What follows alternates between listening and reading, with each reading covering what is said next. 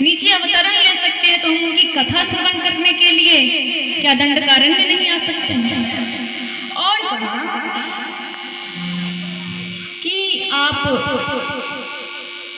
घरी के बेटे के पास, कुंभज ऋषि के पास क्यों जा रहे हैं कथा श्रवण करने के लिए? आप तो खुद स्वयं समुद्र हैं, अथाह समुद्र है।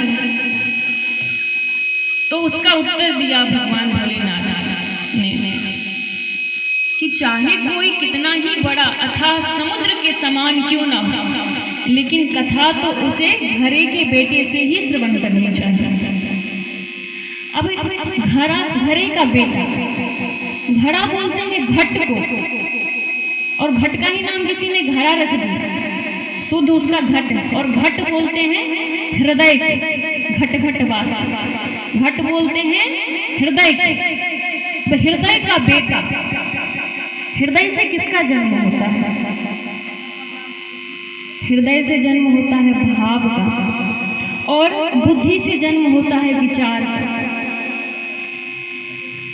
तो भगवान कहते हैं कि कथा तो हृदय के बेटे अर्थात भाव से ही श्रवण करनी चाहिए। बुद्धि का पुत्र विचार में कथा नहीं सुना सकता, वंचित रह जाएंगे। तो कथा भाव से श्रवण करनी चाहिए, क्योंकि भाव ही सर्वस्व, भाव ही आधार है, भाव ही सर्वस्व है। और भाव से अगर भजले तो भव से बेड़ा पार है। और कहते हैं भाव वाले भक्त का भगवान पर भी भार है, इसलिए परब्रह्म का होता यह है। अच्छा, इस भाव पे जो है बड़ी ही हास्य प्रसंग, थोड़ी छोटी सी कथा है। एक व्यक्ति गया बाजार गया, अभी ठंड का मौसम है। ठंड के मौसम में गए कि जाते हैं, एक जैकेट लेंगे, स्वेटर लेंगे, कुछ अच्छा मिल जाए तो लेंगे। तो घर वालों ने उसको कहा कि देखना मार्केट में बहुत ठग रहते हैं, कहीं ठगा नहीं जाना। तो उसने घर वालों से पूछा कि हम ना ठगाएं बाजार में, इसके लिए कोई उपाय बताइए। बोला ठीक, जाना दुकानदार जितना तुमको कीमत बताए सामान का, उतना उसका तुम आधा कहिए। अब उसके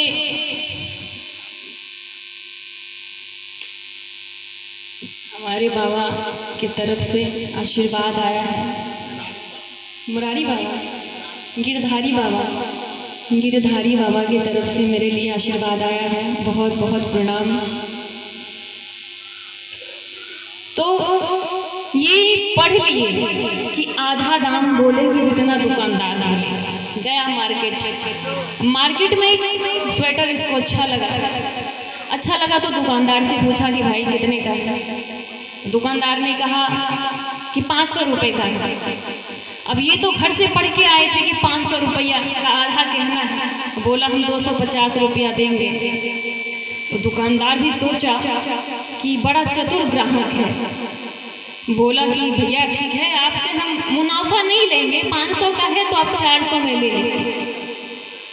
जैसे ही सुना 400 तो कहता है भैया 200 देंगे। ऐसे कैसे होगा? अच्छा ठीक है 300 में ले जाओ। जैसे ही सुनता है 300 कहता है 150। अब कहता है नहीं लास्ट बता रहे हैं 250 में अगर लेना है तो लीजिए, नहीं तो छोड़ दीजिए। कहता है 250, फिर तुम 175 रुपया देंगे। दुकानदार एकदम गुस्सा से झल्ला के बोलता है कि आप 175 में स्वेटर लीजिएगा तो फ्री में ले जाइए। तो अब ये क्या कहता है कि फ्री में लीजिएगा तो 2 लेंगे।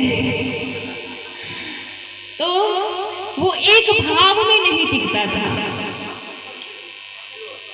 तो भाव बिना बाजार में वस्तु मिले ना मोल, तो भाव बिना हरि क्यों मिले, इसलिए भाव सहित हरि को। भगवान शंकर कथा श्रवण करने के लिए जा रहे हैं और अकेले नहीं जा रहे हैं।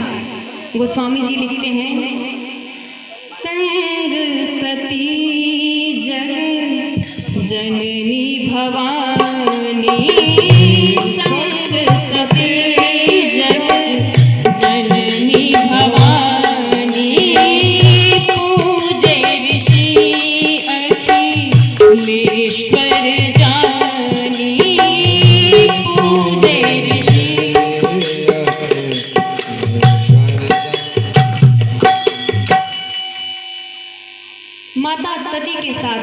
कथा श्रवण करने के। इधर कुंभज ऋषि अब सवेरे सवेरे भगवान कथा श्रवण करने के लिए जा रहे हैं कुंभज ऋषि के पास। अब अगर सवेरे सवेरे कोई आदमी अपने घर का मेन गेट खोले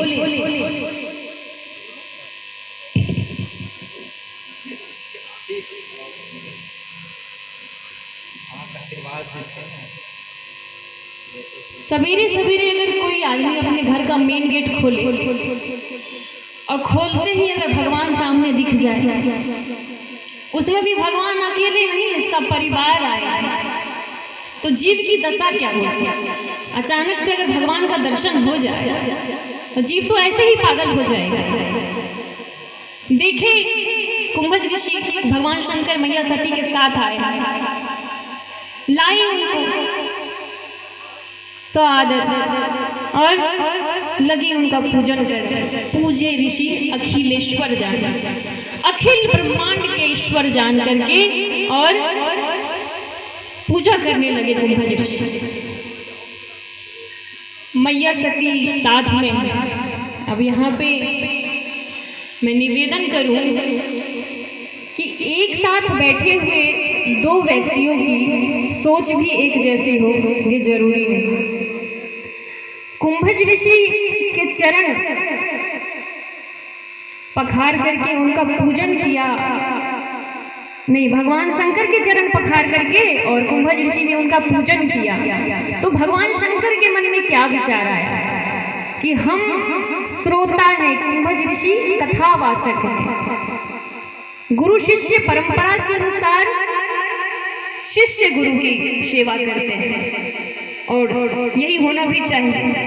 लेकिन यहाँ कुंभज ऋषि कथावाचक होते हुए भी श्रोता भगवान शंकर के चरण पखार रहे हैं। इसका मतलब भगवान शंकर विचार कर रहे हैं कि धन्य है कुंभज ऋषि, आपने कथावाचक होने के, वक्ता होने का तनिक भी अभिमान नहीं, आप धन्य हैं।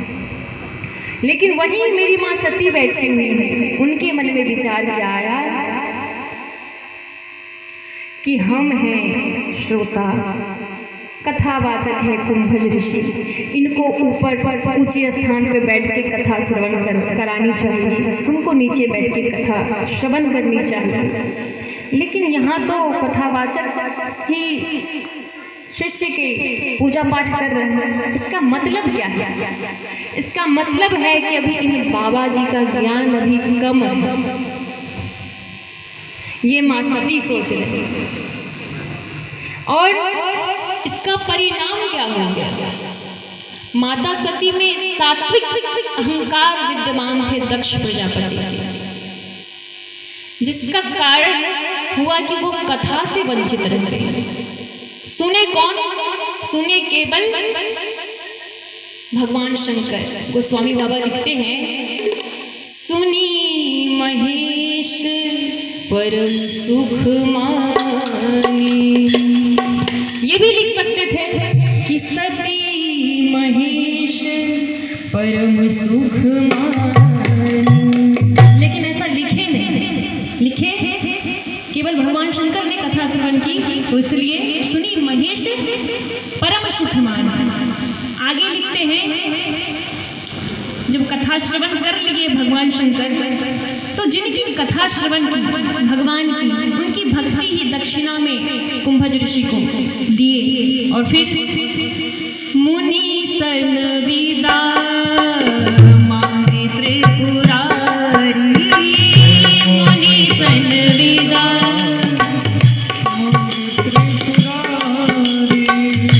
चले भवन संग दक्ष कुमारी, चले भवन।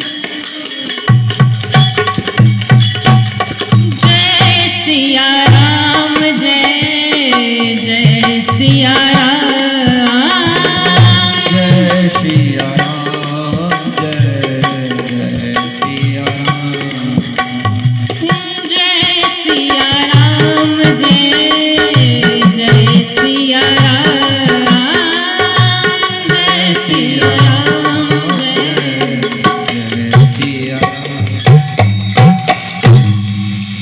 जब चले थे तो संग सती जग जननी भवानी, जगत की जननी माता भवानी के साथ चले थे।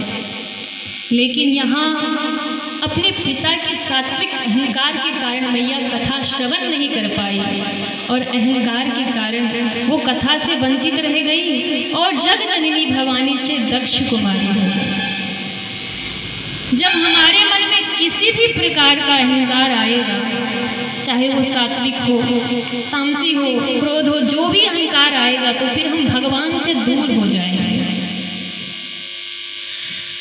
श्रीमद् भागवत जी में एक छोटा सा प्रसंग है कि कंस जो है वो मूर्तिमान अहंकार है और मैया देव की बुद्धि की प्रतीक है।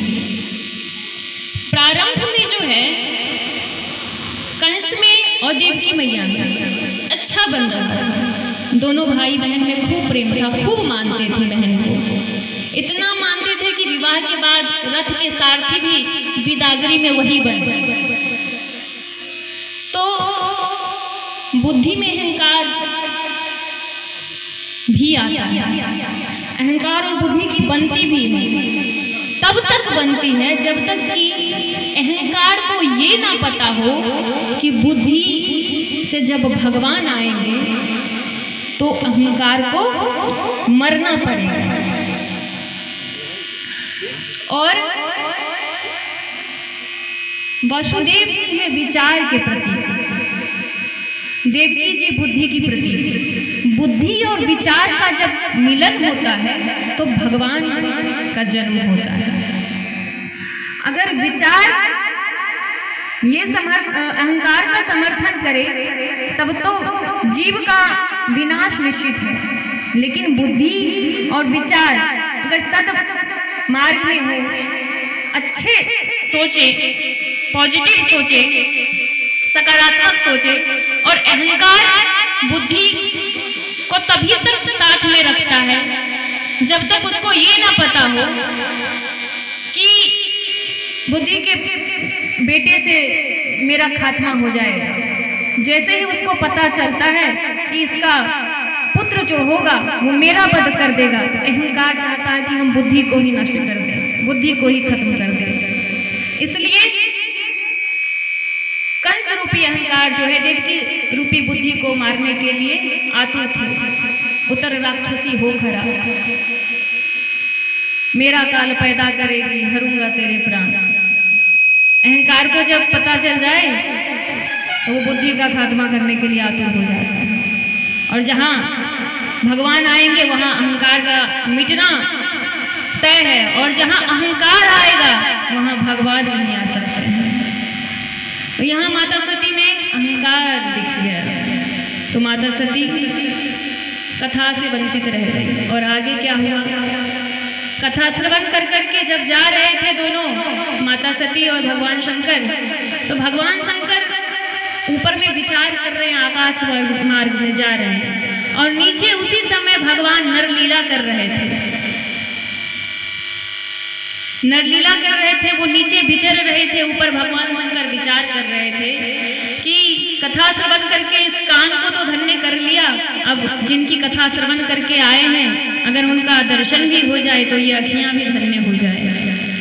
ये विचार करते हुए जा रहे हैं। और भगवान शंकर उस समय रो रहे थे नीचे माता सीता के वियोग में। उसी समय रावण हरण करके सीता मैया को ले गया था, और वो